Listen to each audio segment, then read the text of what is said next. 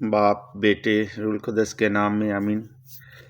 میرے عزیزو، آج سال کے دوران چوتھا عام اتوار ہے، سال دوم،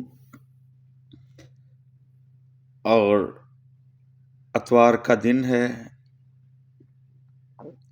اور تاریخ ہے 28 جنوری 2024۔ آج جن تلاوتوں پر ہم دھیان کریں گے، سب سے پہلی تلاوت ہے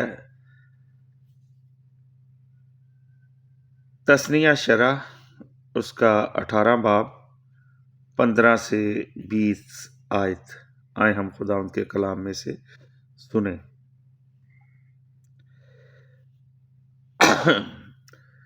خداوند تیرا خدا تیرے ہی درمیان سے، یعنی تیرے بھائیوں ہی میں سے میری مانند ایک نبی تیرے لیے برپا کرے گا، تم اس کی سننا، جیسا کہ تو نے خداوند اپنے خدا سے حریب پر مجمع کے روز التجا کر کے کہا کہ میں خداوند اپنے خدا کی آواز پھر نہ سنوں اور ایسی بڑی آگ بھی پھر نہ دیکھوں تاکہ میں مر نہ جاؤں۔ تو خداوند نے مجھ سے کہا کہ انہوں نے اچھا کہا، میں ان کے بھائیوں کے درمیان سے تیری طرح ایک نبی برپا کر دوں گا اور اپنا کلام اس کے منہ میں ڈالوں گا، اور جو کچھ میں اسے حکم دوں گا وہ ان سے کہے گا، اور جو انسان میرے کلام کو جو میرے نام سے کہے گا نہ مانے گا تو میں اس کا حساب اس سے لوں گا۔ اور جو نبی یہ گستاخی کرے کہ کوئی ایسی بات میرے نام سے کہے جس کے کہنے کا میں نے اسے حکم نہیں دیا، یا دوسرے معبودوں کے نام سے نبوت کرے، تو وہ نبی ضرور قتل کیا جائے گا۔ خدا کا کلام پڑھا اور سنا جانا ہم سب کے لیے باعث سے برکت ہو۔ خدا کا شکر۔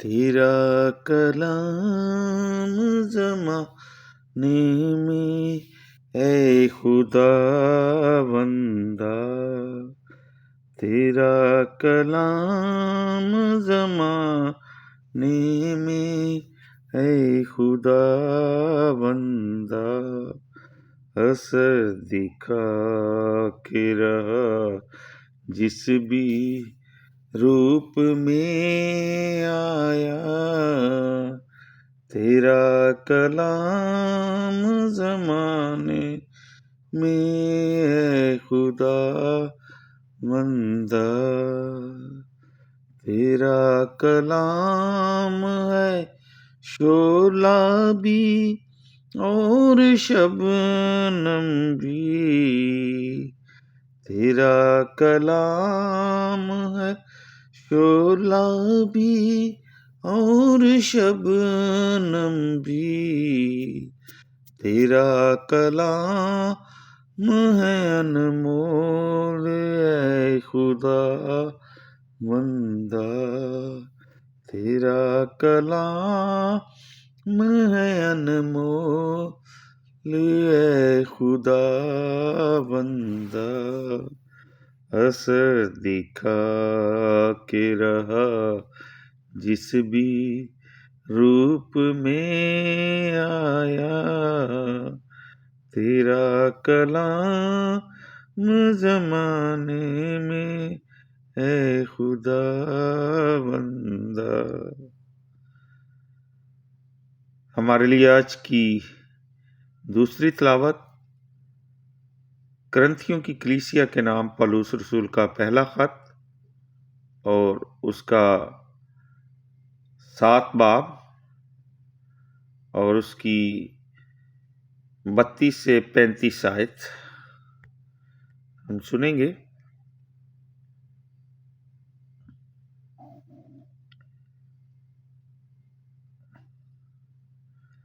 اور میں یہ چاہتا ہوں کہ تم بے فکر رہو۔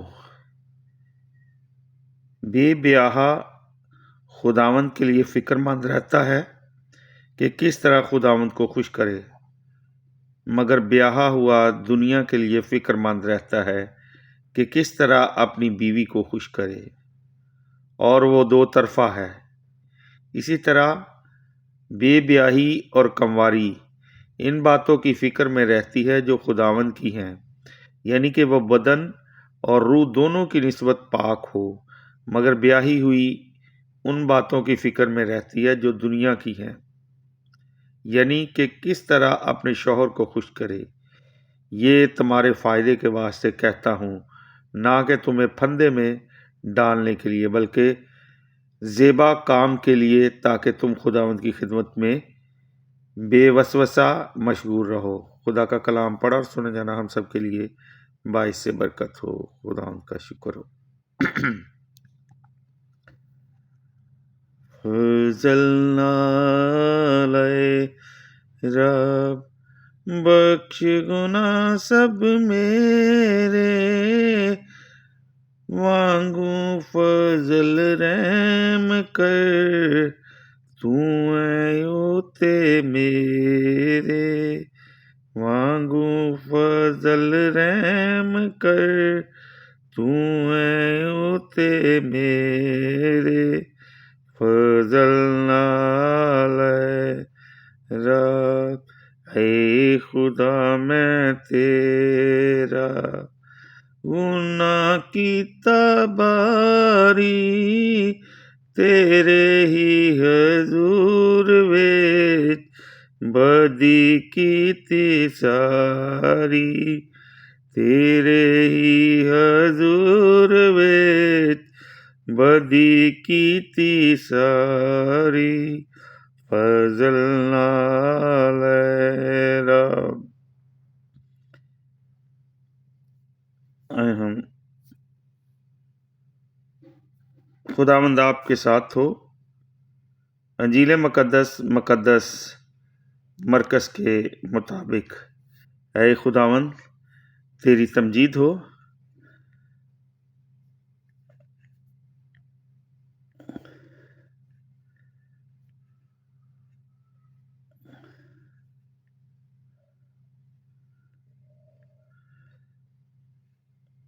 اور اس کا پہلا باب 21 سے 28 آیت تک۔ تب وہ کفرنہوم میں داخل ہوئے اور وہ فوراً سبت کے دن عبادت خانہ میں جا کر تعلیم دینے لگا، اور لوگ اس کی تعلیم سے حیران ہوئے، کیونکہ وہ انہیں فقیوں کی مانند نہیں بلکہ صاحب اختیار کی طرح تعلیم دیتا تھا۔ اور ان کے عبادت خانے میں ایک شخص تھا جس میں ناپاک روح تھی، جس نے چلا کر کہا، اے یسوع ناصری، تجھے ہم سے کیا کام؟ کیا تو ہمیں ہلاک کرنے آیا ہے؟ میں تجھے جانتا ہوں کہ تو کون ہے، قدوس خدا۔ یسوع نے اسے ڈانٹا اور کہا کہ چپ رہ اور اس میں سے نکل جا۔ تب ناپاک روح اسے مروڑ کر اور بڑی آواز سے چلا کر اس میں سے نکل گئی، اور وہ سب حیران ہو کر آپس میں یہ کہتے ہوئے بحث کرنے لگے کہ یہ کیا ہے، ایک نئی تعلیم بااختیار۔ وہ ناپاک روحوں کو بھی حکم دیتا ہے اور وہ اس کی مانتی ہیں۔ فوراً اس کی شہرت جلیل کے سارے علاقے میں پھیل گئی، یہاں تک آج کی انجیل مقدس کے وسیلے سے ہم سب کی خطائیں معاف کی جائیں۔ ایم سی تیری ستائش ہو۔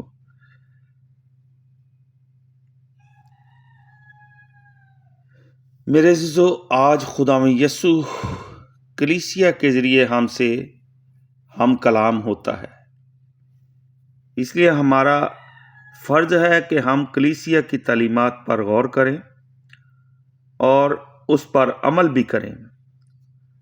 خدا ابتدا ہی سے اپنی امت کے لیے لوگوں میں سے ہی ایسے بندوں کا چناؤ کرتا ہے جو اس کی باتوں اور پاک مرضی کا پرچار کرتے ہیں۔ آج کی پہلی تلاوت میں خداوند واضح طور پر اپنی حقیقت کو یوں بیان کرتا ہے کہ خداوند تیرا خدا تیرے ہی درمیان سے یعنی تیرے بھائیوں ہی میں سے ایک نبی تیرے لیے برپا کرے گا، تم اس کی سننا۔ میں اپنا کلام اس کے منہ میں ڈالوں گا اور جو کچھ میں اسے حکم دوں گا وہ ان سے کہے گا۔ آج بھی خدا کلیسیا کے ذریعے اس عظیم کام کو جاری رکھے ہوئے ہے۔ مقدس مرکز کی انجیل دیگر اناجیل سے پہلی اور سب سے چھوٹی انجیل ہے۔ مقدس مرکز کے پاس یہ فن ہے کہ وہ کم الفاظ میں زیادہ معنی اور سبق بیان کرتا ہے۔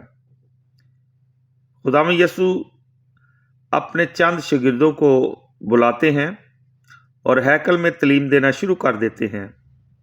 نئے عہد نامے میں جو نام عموماً خداوند یسوع مسیح کو دیا گیا ہے وہ ہے ربی، استاد یا ماسٹر۔ مقدس مرکز بڑی سادگی سے کہتا ہے کہ خداوند یسوع مسیح فوراً سبت کے دن عبادت خانے میں جا کر تعلیم دینے لگا ہے۔